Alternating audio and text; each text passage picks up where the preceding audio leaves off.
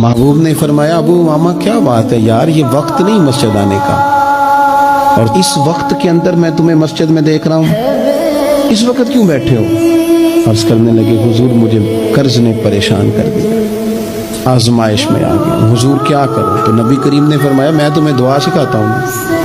حضور نے دعا سکھائی، کہاں پڑھو اللہم انی اعوذ بک من الہم والحزن واعوذ بک من العجز والکسل واعوذ بک من الجبن والبخل واعوذ بک من غلبۃ الدین وقہر الرجال۔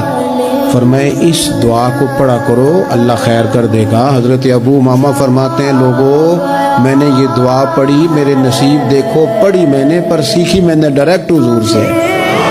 میں نے یہ دعا پڑھی، اللہ نے میرے قرضے بھی دور کر دیے اور میرے غم بھی سارے دور کر دیے۔ ہمارے تو وظیفے میں اعلیٰ حضرت نے اس دعا کو شامل کر دیا، فرمایا اسے پڑھو، صبح بھی پڑھو، شام بھی پڑھو، غم بھی دور ہوں گے، قرضے بھی دور ہوں گے۔